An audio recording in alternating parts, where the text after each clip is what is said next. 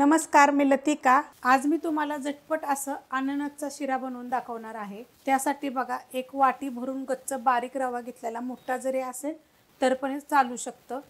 त्यासाठी बघा, एका वाटीमध्ये तुकडे करून घेतलेले आहेत बघा, हे अननसचे असे छोटे छोटे तुकडे करून घेतलेले आहेत।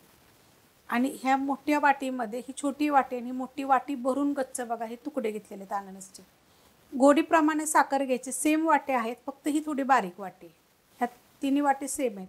गोडीप्रमाणे तुम्ही साखर वापरा, तरी म्हणजे सपाट वाटीला थोडीशी कमी साखर घेतलेली आहे। मिक्सरचं भांडं घेतलेलं आहे, त्याच्यामध्ये बघा हे मोठ्या वाटीतले तुकडे टाकून घेऊया आणि छोट्या वाटीतले आपण तसेच टाकायचे। त्यासाठी थोडेसे ते बारीकच कापून घ्यायचे की ते खाताना चांगलं लागलं पाहिजे। त्याच्यामध्ये साखर घालायची आणि हे मिक्सरला बिलकुल पाण्याचा वापर करायचा नाही, फिरवून घ्यायचं। मिक्सरला बघा मी बारीक करून घेतलेलं आहे अशा पद्धतीमध्ये।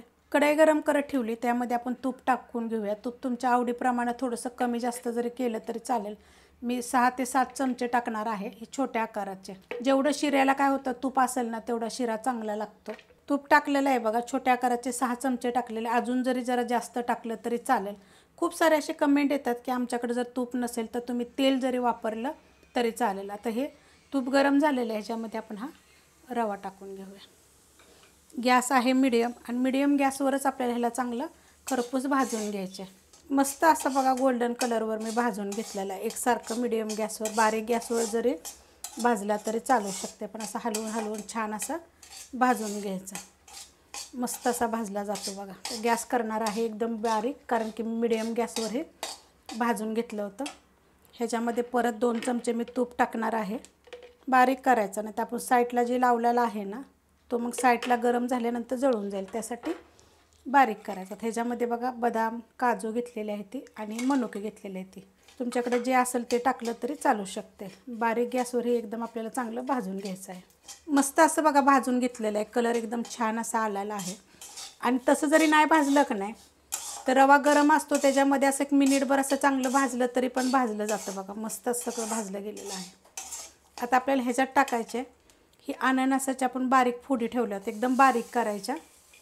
आणि ह्या गरम ह्याच्यामध्येच आपल्याला 1-2 मिनटं एकसारखं आपल्याला बारीक गॅसवर परतून घ्यायचे। बारीक गॅसवर बघा 2 ते 3 मिनटं मी परतून घेतलेलं आहे चांगलं। आता ह्यात टाकायचे आपल्याला पाणी। आता पाणी कोणतं टाकायचं ह्याच्यामध्ये, ज्या वाटीनं आपण रवा घेतला तर त्याच वाटीनं बघा मी पाणी घेतलेलं आहे, पाणी चांगलं गरम केलेलं आहे बघा। अंगावर वगैरे उडलं, लक्ष देऊन करा असं। आता ह्याच्यावर काय करायचं माहिती आहे का, 1-2 मिनटासाठी बारीक गॅसवर झाकण ठेवायचं। 2 मिनटं झालेत बघा, बारीक गॅसवर मी झाकण ठेवलं होतं। मिक्स करून घेऊया पहिला आपण। बघा मस्त असा फुगतो आणि मोकळा मोकळा होतो बघा। पहिला हलवून घ्यायचं चांगलं, एक शीत रिकामं होतं बघा। अशा पद्धतीत केलं की वाटीचं प्रमाण तुम्हाला सांगितले मी, वाटी गच्च भरून रवा घेतला होता, त्याच वाटीनं सपाट वाटी 2 वाट्या फक्त पाणी घेतलेलं आहे। मस्त होतं बघा। तूप थोडं अजून जरी जास्त घातलं तरी चालेल तुमच्या आवडीप्रमाणे। त्यात टाकणारे विलायची, जायफळ, एकदम नकळत जायफळ आहे, विलायच्या 2 घेतलेल्या आहेत, अशा साखरेमध्ये मी कुटून घेतलेल्या आहेत। आणि ह्यात टाकायचे आपल्याला 1 चिमूटभर फक्त मीठ टाकायचे। जर तुम्ही प्रसादाला जर करत असाल ना तर मीठ टाकू नका। मिक्स करून घेते। आता आपण काय ह्याचं साखर वगैरे बघा टाकलेली नाही आहे।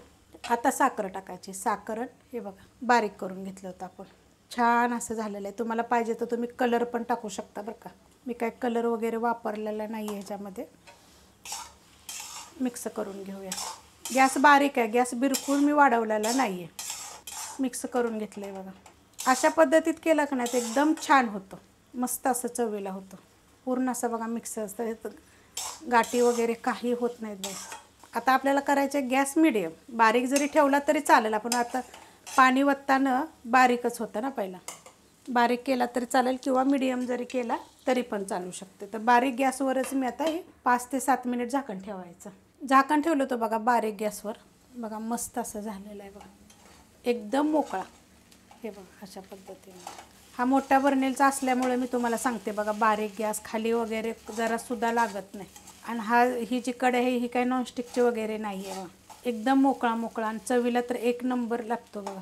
करून बघा, पाहिजे तर तुम्हाला थोडंसं ह्याच्यामध्ये कलर टाकू शकता, थोडंसं केसर टाकू शकता। काही गोष्टी आपण यात टाकल्या की कमेंटमध्ये असं आमच्याकडं नाही. आता हे तुम्ही असंच गॅस बंद करून जर असंच झाकून ठेवला ना तर एक एक शीत मोकळं मोकळं होईल बघा. एकदम मस्त होतं, चवीला एक नंबर होतं. करून बघा. रेसिपी आवडली तर लाईक करा, सबस्क्राईब करा, कमेंट करा आणि शेअर बी करा.